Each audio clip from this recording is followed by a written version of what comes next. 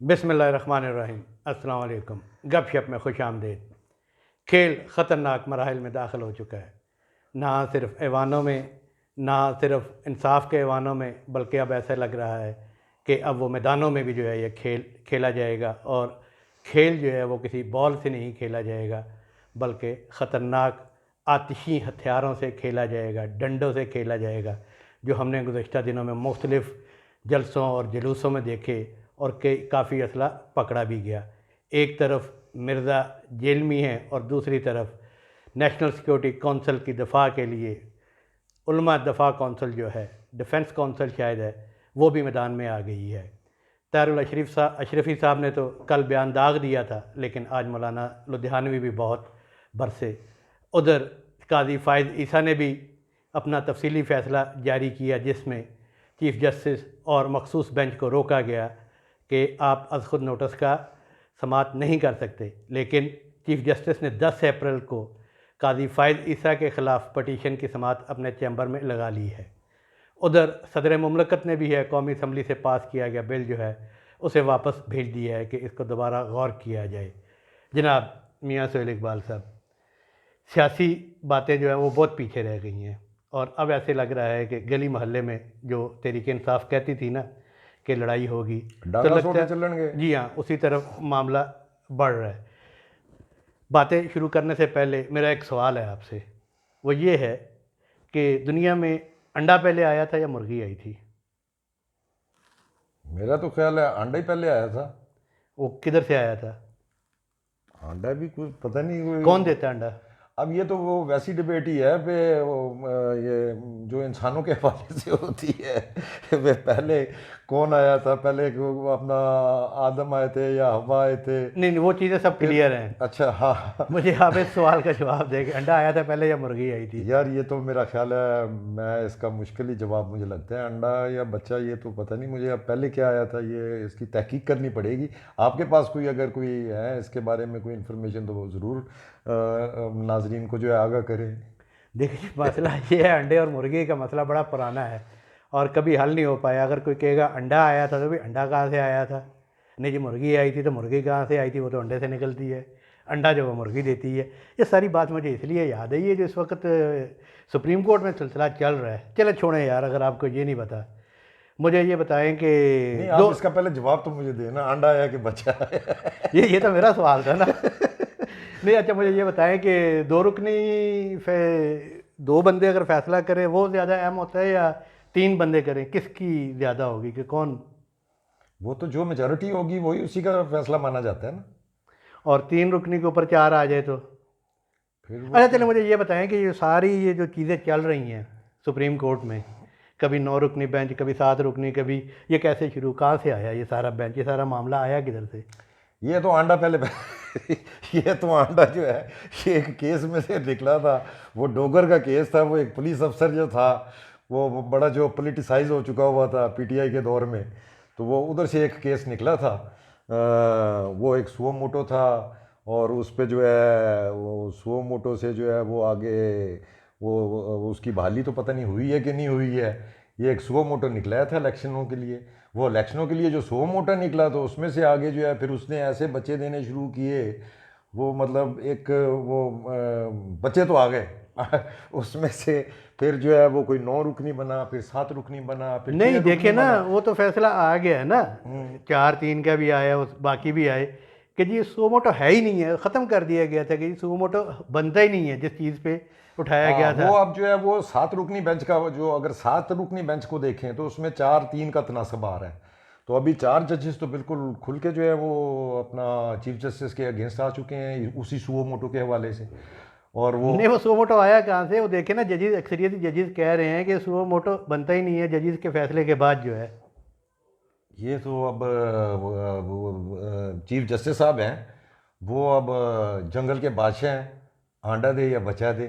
तो वो chief justice साहब ने तो कहा जी पे वो बनता है। वो बाकी भले 4 जज जो हैं, जो उनके मेजॉरिटी जज जो हैं वो इख्तलाफ करते रहें, वो चीफ जस्टिस तो अपना जो है वो डंडा पकड़ के बैठे हुए पे, बस जो मैं कह रहा हूँ और मेरे साथी जो जो हम ख्याल जजेस हैं वो कह रहे हैं, बस वही है, वही कानून है, वही आइन है।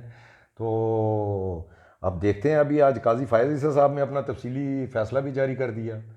उसमें उन्होंने अपना बड़े सीरियस जो है वो नोट जारी किया या फैसले की डिटेल जारी की, फैसला जो फैसला उन्होंने पहले लिखा। जारी किया था, उसकी डिटेल जो है उन्होंने जजमेंट जो है आज अपनी वेबसाइट पे जारी कर दी थी।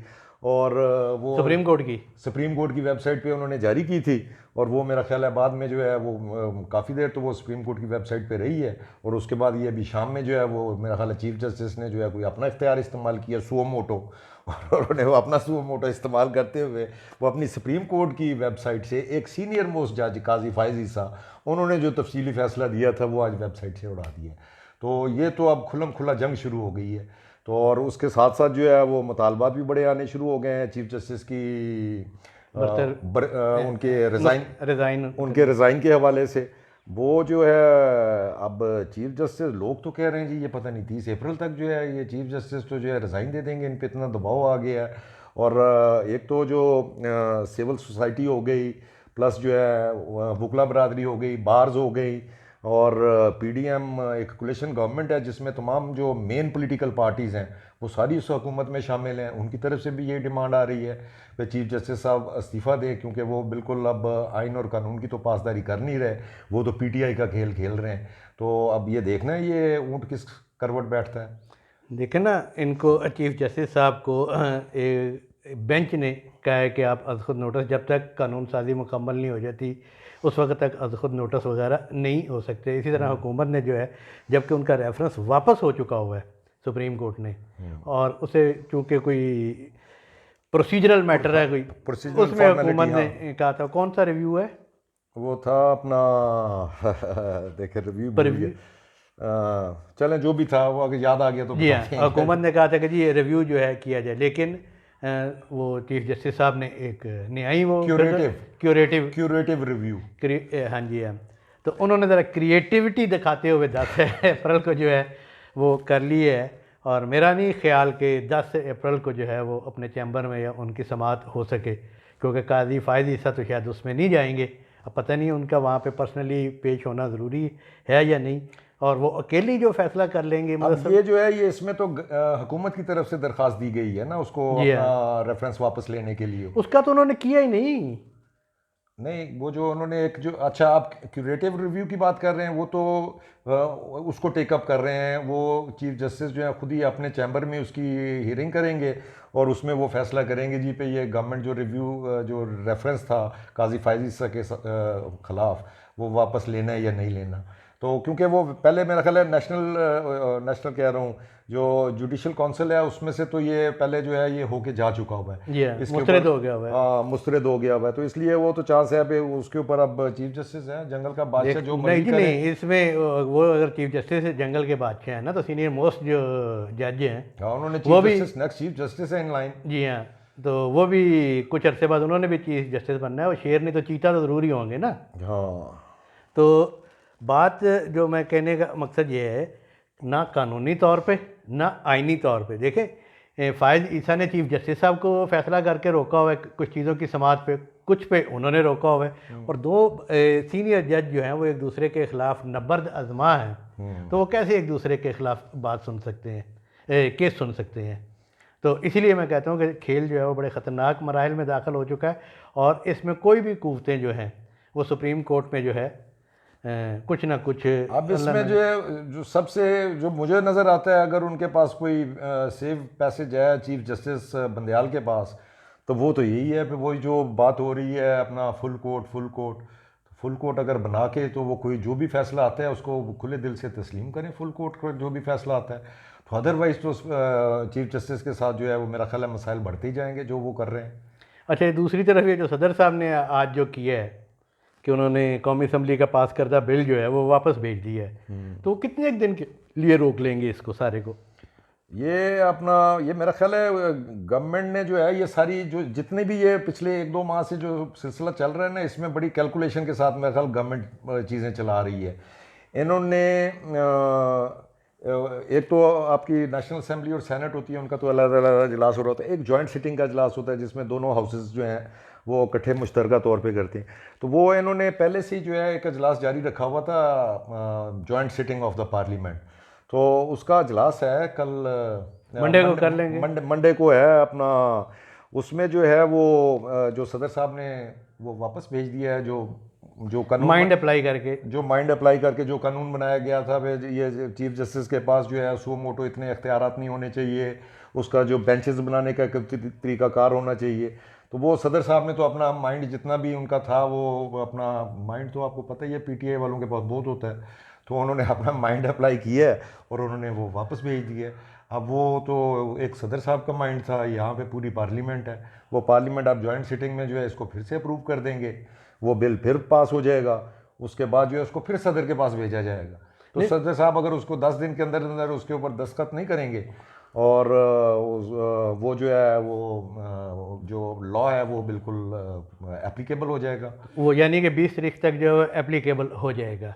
20 नहीं, हाँ 20 तक, 20 अप्रैल तक। इस दौरान 10 दिन का है, और 10 दिन अभी मतलब 6 रुकनी का आया है ना, और आप कल कह रहे थे आखिरी कील ये वो दिस एंड दैट। मैं कह रहा रुकनी का फैसला जो आया था, 6 रुकनी जो बेंच का फैसला था, उसको तो आज काजी फायजी साहब ने फड़का के मार दिया। उन्होंने कहा जी वो 6 रुकनी बेंच जो कायम किया था चीफ जस्टिस साहब ने, वो उन्होंने किस कैपेसिटी में किया था? को वो जो रजिस्ट्रार सुप्रीम कोर्ट हैं, जिनको डी नोटिफाई कर दिया गया था 3 अप्रैल वाले दिन, जी हाँ, 3 अप्रैल को उनको गवर्नमेंट ने डी नोटिफाई कर दिया था, उनको फौरी तौर पे कहा था कि वो एस्टेब्लिशमेंट डिवीजन को रिपोर्ट करे। ठीक है, उसके बाद वो रजिस्ट्रार सुप्रीम कोर्ट तो अगर तो कागज़ों के हिसाब से देखें तो वो सुप्रीम कोर्ट के रजिस्ट्रार नहीं रहे, मगर 4 तारीख की सुबह उन्होंने 6 रुकनी एक बेंच बना दिया चीफ जस्टिस साहब के कहने पे।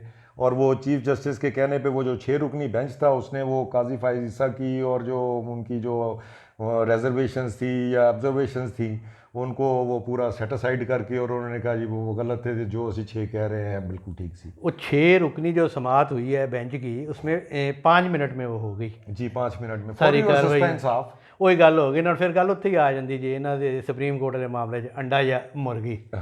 लेकिन मियाँ साहब एक और जो है ना खेल बड़ा ख़तरनाक जो है वो मुल्की सियासत में जो है ना वो नज़र आ रहा है। वो जो मैंने पहले कहा कि ख़तरनाक खेल हुआ ये है कि कल नेशनल सिक्योरिटी कौंसिल ने अपनी जो अलामिया जारी किया, उसमें कहा भी कि भी कौमी इदारों के ख़िलाफ़ जो है वो स्पॉन्सर्ड जो है वो मुहिम चलाई जा रही है। और उसके जवाब में आज दफ़ाए पाकिस्तान कौंसिल, पहले तो कल तो उलमाए कौंसिल वाले तैर अशरफी अलमरूफ उल्टियों वाले उल्टियाँ बड़ियाँ करता है यार। वो तो दारू भी बड़ा छिकते हैं। हाँ, 2-2 बोतलें छिक पता जाते नहीं, हैं। मैं तो यार मुझे तो वैसे उन्हें मौलाना कहते हुए भी जो है ना, मेरा तो मुंह दिल ही नहीं करता मेरे मुंह से उनके लिए मौलाना निकले। और जो उनको साथ बैठे वो तो उलमा कौंसिल के सदर हैं भाई। नहीं जी, ये क्या पता नहीं कैसा मुल्क है जी, कैसे कैसे लोग जो हैं ये ऐसे अपनी सीटें ले लेते हैं। अब ये कैसे ये उसके बने हुए सदारत ली हुई है इन्होंने उलमा कौंसिल की, कोई इनको शरीफ आदमी नहीं मिला।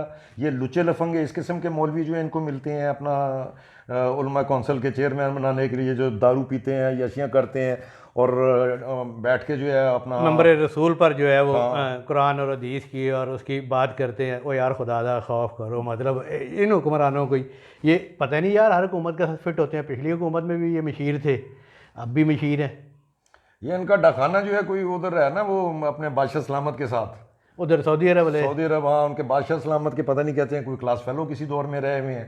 तो वो पीटीआई जो थी उसने भी इनको कोई मशीर बनाया हुआ था, और ये हुकूमत चेंज हुई है और ये नई जो पीटीआई मुखालफ हुकूमत आई है, इन्होंने भी उनको मशीर बना लिया है। अच्छा, ख़तरनाक जो बात है ना इनकी तो खैर है। तो वो जो दफ़ाए पाकिस्तान कौंसिल है उसके उन्होंने आज प्रेस कॉन्फ्रेंस की है मौलाना लुधियानवी, और वो जब भी प्रेस कॉन्फ्रेंस करते हैं और बड़ी खड़के दड़के नाल, और सबको पता है कि भी वो भी किनके एसेट्स हैं। और को के कहा यही जा रहा था कि एसेट्स जो हैं अब वो हमारे एसेट्स नहीं रहे, लेकिन इधर कौमी सलामती कौंसिल के उसका आया है अलामिया, उधर ही वो आ गया। उन्होंने कहा जी हम ये कर देंगे, वो कर देंगे भी आ गई और डिफेंस काउंसिल भी, और उन्होंने बिल्कुल कुल्लम कल्ला धमकी दिया। उन्होंने कहा डिफेंस काउंसिल में तो मैं आगे देखता होता था एक ज़माने में जो है शीदा टली भी जो है वो अपना इनका मेंबर होता था, वो पता नहीं किस खाते में होता था डिफेंस काउंसिल का, वो भी तकरीरें करता होता था। मैंने एक यहाँ पे ये अपारा में एक दफ़ा एक इनका उलमा का ये डिफेंस काउंसिल का जो है इनकी पब्लिक गैदरिंग हुई थी, और उस वक्त वो नवाज शरीफ वगैरह के ख़िलाफ़ चल रहे थे ना, तो उसमें शीदा टली भी उसका मेंबर था, और वो वहाँ पे भी उसने बड़ी खड़क धड़क के तकरीर की। लेकिन अब तो वो शीदे के उनके ख़िलाफ़ आए हैं ना सामने। अच्छा, उन्होंने ये कहा है कि भाई आप सियासी मामलात जो है ना आप ऐवानों में हल करें, सड़कों पे मत आएँ, सड़कों पे आएंगे तो फिर आप हमें मौजूद पाएंगे। और उन्हें पीटीआई के जो वर्कर्स हैं उन्हें बर्गर्स वगैरह से मम्मी खिताब। मम्मी डैडी बर्गर उनको बकायदा उनको एड्रेस किया जी है। हाँ। अच्छा, ये तो पीटीआई के पॉइंट ऑफ व्यू से बात है ना। एक और आजकल जो ये मजहबी हल्के हैं वो बड़े पसंद भी किए जाते हैं, उन पर तनकीद भी की जाती है, इंजीनियर मिर्ज़ा जेलवी।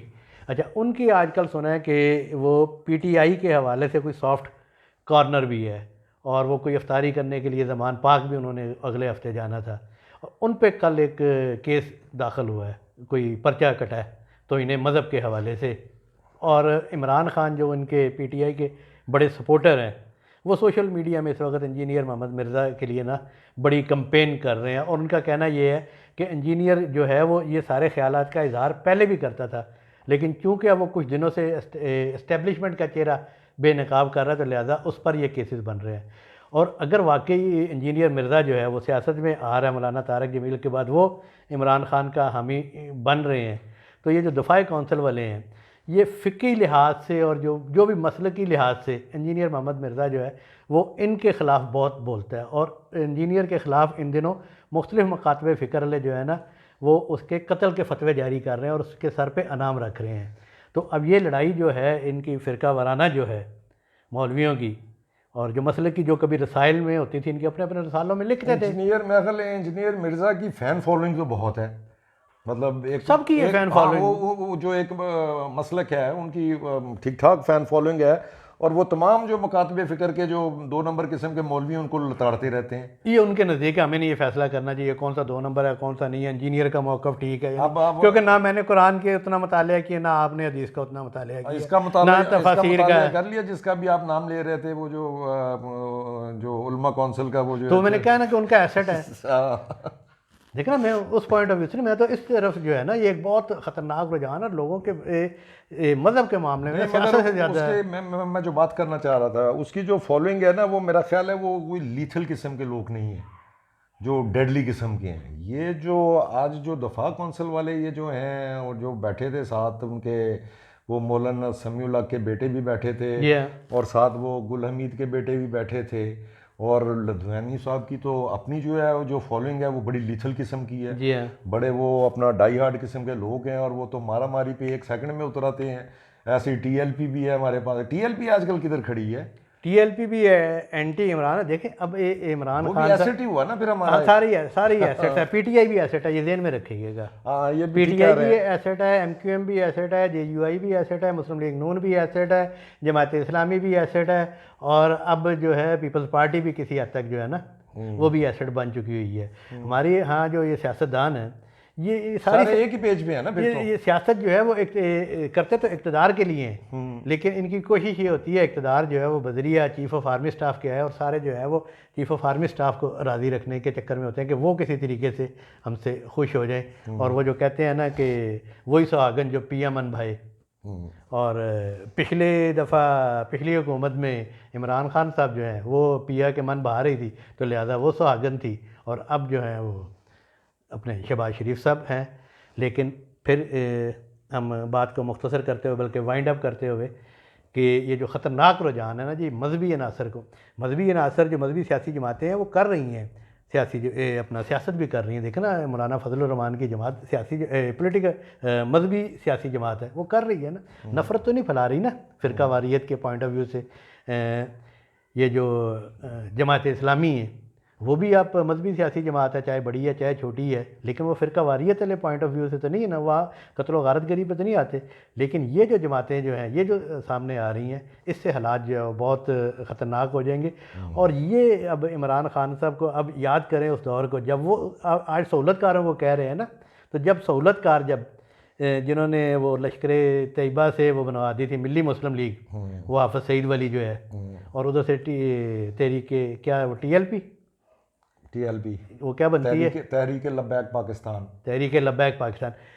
लाहौर में क्या इन्होंने किया, जहाँ जहाँ मुस्लिम लीग नून के और इमरान खान के ख़िलाफ़ जो मजबूत सीटें थी ना, वहाँ पे पोलिंग स्टेशन पर एक तरफ जो है वो टीएलपी की अपना पोलिंग स्टेशन था, एक तरफ मिली मुस्लिम लीग का था, और ताकि दूसरा इस करीब ना आ सके। तो जनाब जो कर दे रहे हो ना, उन भुगतण वास्ते तैयार हो जाओ। और भुगतन वास्ते नहीं तैयार हो जाओ, मतलब भुगत तो रही हैं, भुगतन वास्ते की तैयार हो जाओ। अच्छा जी, एक वो अपना, अभी हम मेरा ख्याल वाइंड अप की तरफ जा ही रहे हैं, तो वो अपना मैसेज तो मैं अपने अच्छा, मेरी तरफ से नाज़रीन खुदा हाफिज, आप मैसेज दें उसके बाद खत्म। जी, मैं बस नाजरीन से यही रिक्वेस्ट करनी थी, हमारे आपने प्रोग्राम तो हमारा देख ही लिया होगा, और हमारे चैनल को सब्सक्राइब भी करें, इसको लाइक भी करें, कमेंट भी करें, और इसके साथ जो बेल आइकन है जिसे घंटी और टल्ली कहा जाता है, उसका बटन एक दफ़ा ज़रूर प्रेस कर दें ताकि आपको हमारे वीलॉग बर वक्त देखने को मिल सके। थैंक यू, अल्लाह हाफिज़।